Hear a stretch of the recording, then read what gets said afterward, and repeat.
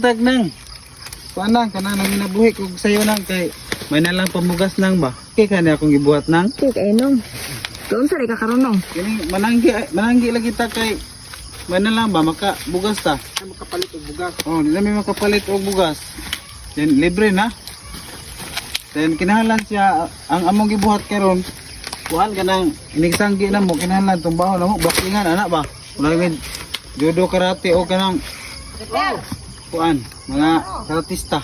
Ganong kinahanglan na blakingan ni mo nong pag human nimo kuha sa puso nga mais. Usa sa rason kay para ay balaan nimo nga nahuman na ka dihang iriha usanggi dayon.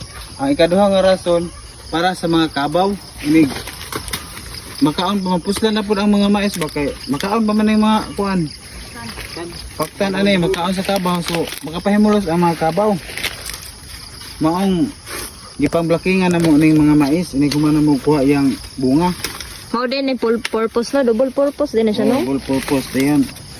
Asa man lang akong gibuhat karon na among gibuhat lang. Maayo ra ka ni. Maayo kay na nong kay minala ba mahal mo kay kilo karon sa bugas. Mo lagi mo Sakto na imong gibuhat nong. Swerte kayo no aw nang kay wala ko duty karon. Isang adlaw ron Biyernes dayon. Ano wa kay duty karon nong?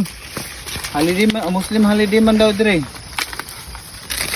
Kuan kanang man ni sideline na lang ko nga. Kuan kay nakadungog ko kahiring man ko dire sa lugar sa Magangon nga mapasanggi sila. Ayun.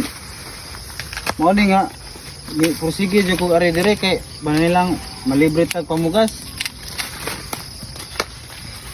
Diyan basin og ganahan ka mo tabang nang pwede ra pod. Taba ko karon nang.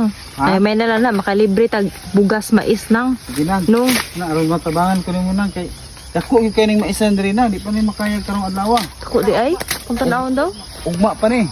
Hala, dili ni mahuman no karon lawa. Kinsa kay mo karon nong? O kinsay gusto mananggi diha kay bakante pa ugma. Pero ako mo ni istorya niyo pero dili ako itagya ha. Comment lang ninyo kung kinsay ganahan ugma kay para ma-repair na to sa tagya. Ha? Yan, pangitaag mga tao, kisay manabang ugma. Oo.